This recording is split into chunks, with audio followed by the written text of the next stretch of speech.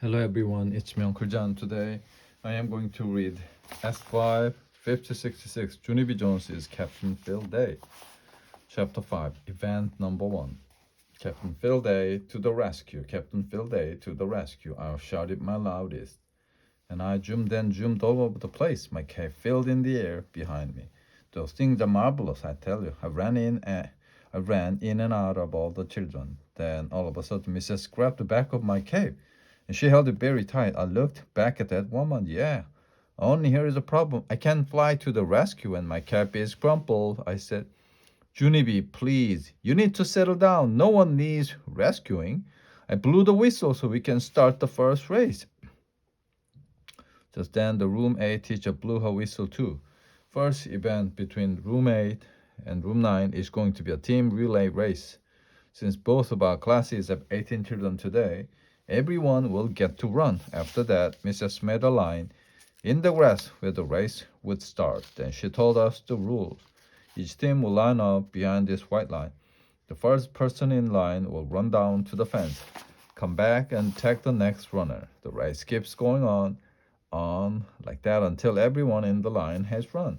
Does everybody understand? I jumped way high in the air. I do.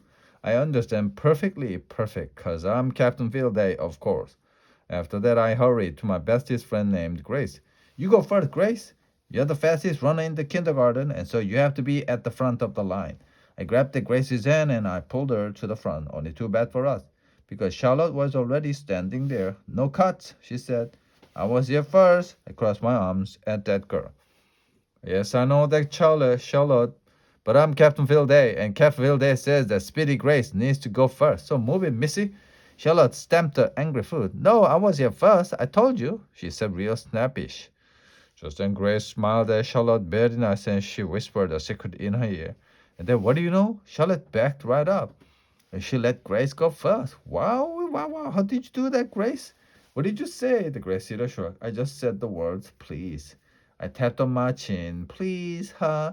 I'll have to remember that one. I said, pretty soon Mrs. blew her whistle for us to line up. Is everyone ready? Yeah, we hollered back. Mrs. shouted in her loudest voice. On your mark, get set, go! Then boom, fast as a rocket, Grace started to run. Go, Grace, go.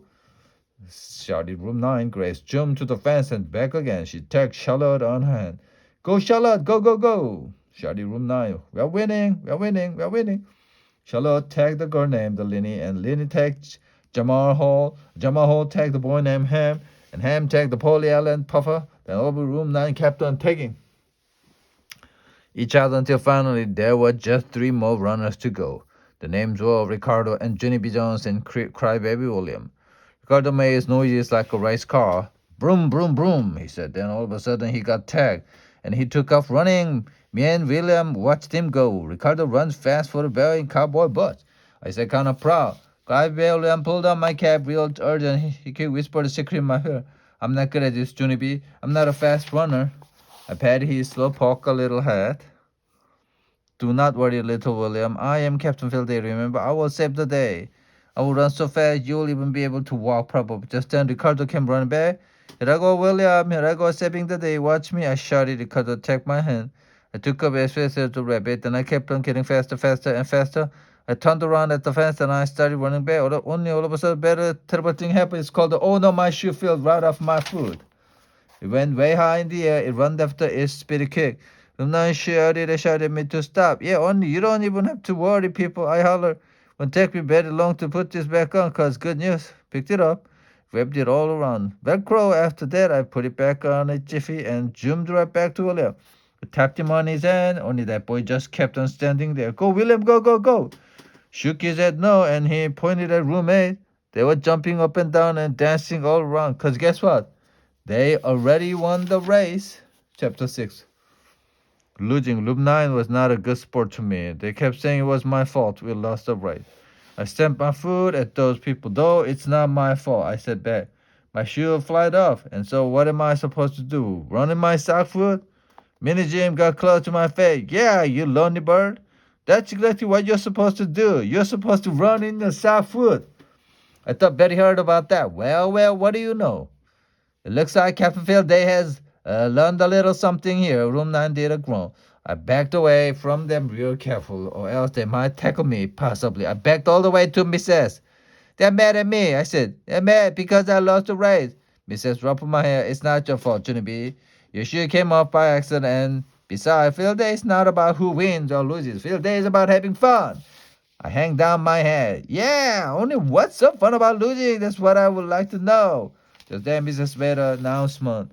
Boys and girls, I don't want to hear one more word about winners and losers, okay? Field day is a day to run around in the fresh air and enjoy the sunshine.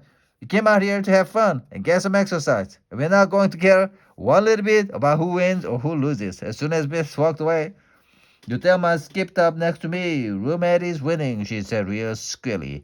Room 8 is beating room 9 1-0. I made a mad face at her. Yeah, only didn't you hear my teacher, Thelma?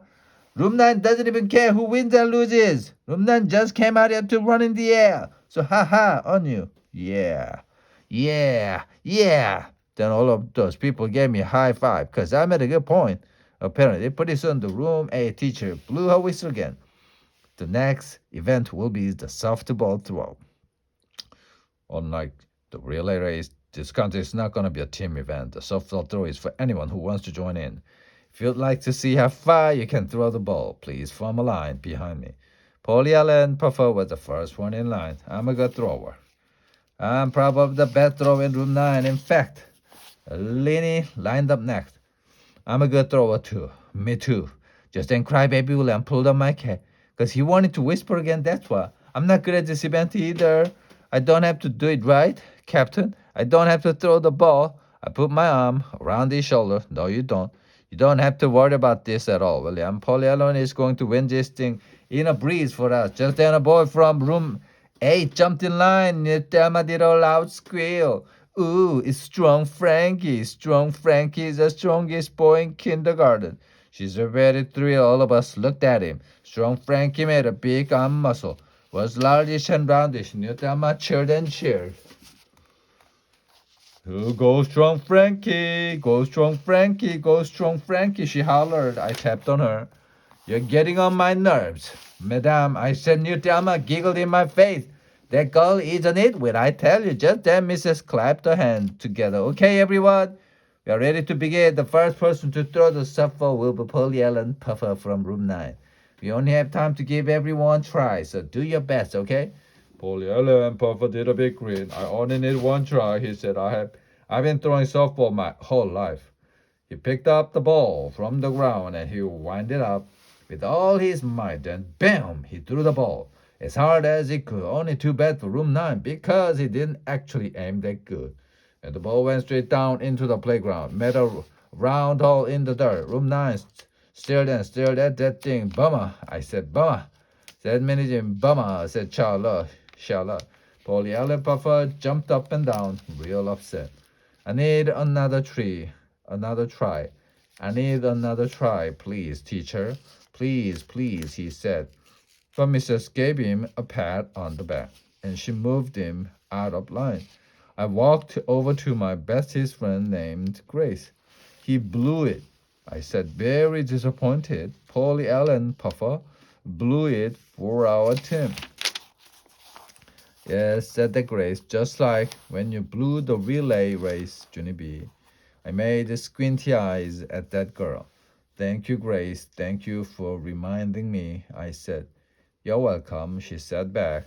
That Grace does not understand sarcastic, apparently. After that, lots of other boys and girls in our class threw the softball too. Roger threw the farthest in room 9. The ball went all the way to the fence. Room 9 shouted his name, real thrilled. Roger, Roger, Roger. The next person to throw was Strong Frankie. He picked up a softball from the basket. Then he rolled and rolled it all around in his hand. And he threw that thing with all his muscles. I did a gasp because the ball flied all the way over the fan, and we never even saw it again. Room 8 screamed and shouted and skipped and danced. Also, they hopped and jumped and twirled. Room 9 slumped our shoulders, very depressed. 'Cause guess what? Losing doesn't feel joyful. Chapter 7 Skunked. The skipping race came next. Room 9 chose our fastest skippers. The names were Charlotte, Jamar Hall, the Grace, Lenny, and Minnie Jim. Those people can skip like lightning, I tell you. I made up a cheer for them. His name was Go Skipper. Here are the words to it. Go Skipper, go Skipper, go Skipper, go Skipper. I cheered real loud in front of room 8 because I really thought we'd win this one. Only what do you know? We didn't. Some of our skippers cried a little bit. We got skunked, said Lenny, very sniffling. Skunked means our score is a goose egg. A goose egg is a big fat zero, said Jamal Hall. Big fat zero is when you're stinking up the place, said Minnie Jim very glum. Mrs. didn't like that kind of talk. Hey, that's enough of that. I'm very proud of all of you. You did your best. That's all anyone can ask, right, Junie B? Yes, plus also a win would be nice. I sat down. Mrs. looked at me a real long time. The tug of war is the next event. How about another cheer from our team captain to get us charged up? No, thank you. I already did a cheer for the skipping team. And look where they got us. Mrs. made squinty eyes at me. Try, she said. I stood up. Rah, I said. Thank you. I sat back down. All of us lined up for the tug of war. Room 8 held on to one side of a rope. Room 9 held on to the other side. Mrs. tied a bow right in the middle of it. Then she drew a line on the ground in front of each team. Okay, people, whichever team pulls the bow over their own line is the winner. Is everyone ready? Yes, shouted room 8. Room 9 just looked at her. William was behind me. I'm not that good at the tug of war, Junie B. I never even did the tug of war before joined the club, but I grumped. After that, the room 8 teacher blew her whistle and both her teams started to pull. Room 9 pulled and pulled with all our strength. People, we are doing it, I shouted, very shocked. We pulled some more. Then all of a sudden, we heard a loud holler. With strong Frankie, he yanked the rope as hard as he could. Then Lenny and Ricardo fell down in the grass, and the bow went over the line. Room 8 went crazy and happy. They were loud and laughing. Room 9 walked to the water fountain, Betty said. We sat down next to the building, and we didn't talk for a real long time. Mrs. came and got us. Come on, boys and girls. There is just one more event to go, she said. She took us to the pull-up bar. Room 8 teacher smiled real big. All right, everybody, it's time for the pull-up contest, she said. Paul and Papa stared at her. Big whoop, he said. The room 8 teacher tattled on him. Paul and Papa had to sit by himself for the timeout. Mrs. wasn't happy with us. Okay, children, I understand that you're not in a good mood. But one of the things we learn in field day is to never give up. Room 9 is not a bunch of quitters. Are we, Junie B? I looked at room 9's face. Pretty much, I said. Mrs. threw her hands in the air. Okay, that's it.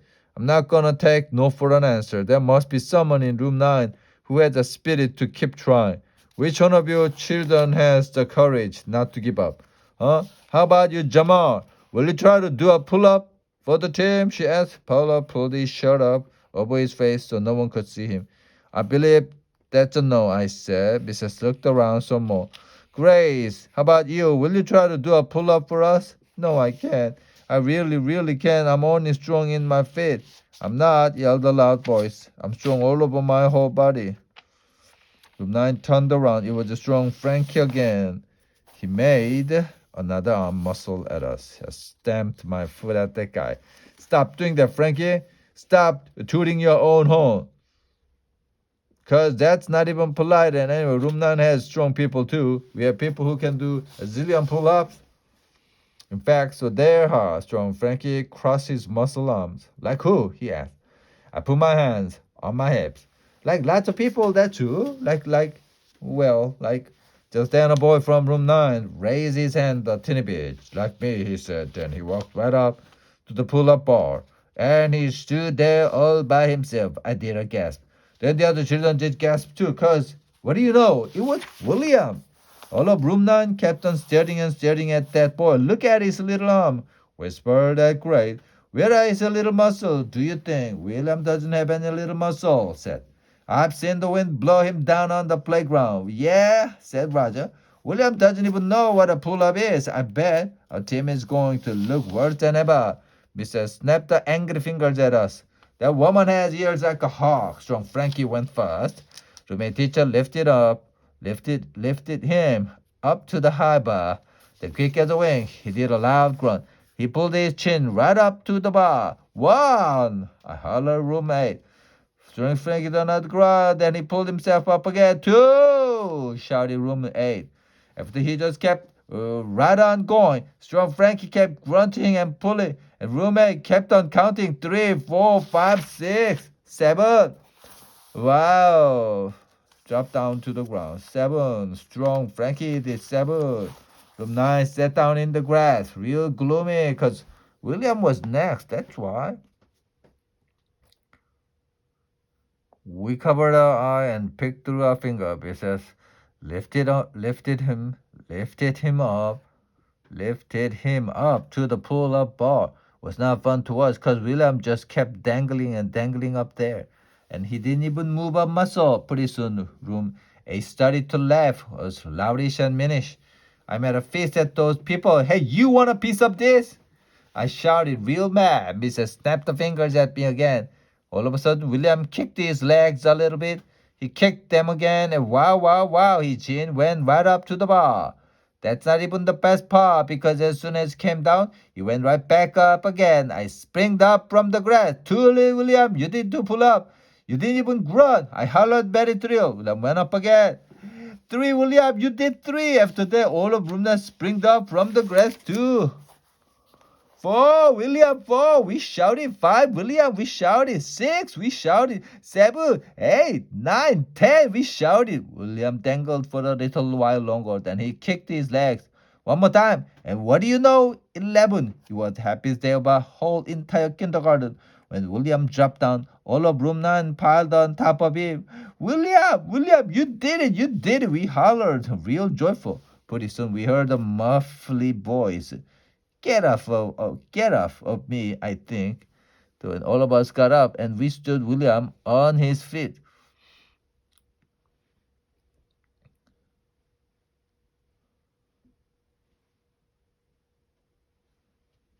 Room 9 danced all around that guy. We tried to lift him on our shoulders. Because he was a hero, that's why. Only our shoulders kept on collapsing. William's shoes kicked us in the face. Then all of a sudden, bright idea popped into my head. People, wait, I've got it. I know how to show William he's our hero, I said. I whispered my idea to Mrs. And guess what? She took the red cape right off my shoulder and she pinned it onto William's shoulders instead, just like I told her. William saved the day, I said. William is a superhero. His name should be Super William, I think. William smiled real big. Then he zoomed around on the playground, and the cape flied behind him. See, boys and girls, see what can happen if you don't give up on yourself. Just then William zoomed back to where we were. But I still don't get it, William. How did you even do that? How did you do 11 pull-ups? Because those things are very hard. William smiled kind of shy. I practiced, that's how. I got a pull-up bar for Christmas, and I practiced it every day.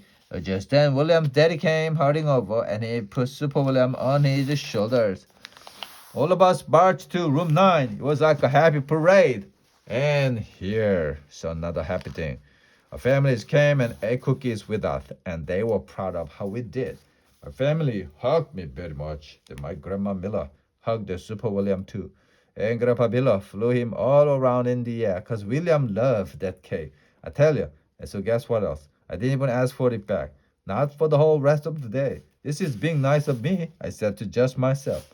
I'm being a good team captain. After that, I laughed right out loud because what do you know? I was tooting my own horn. The end.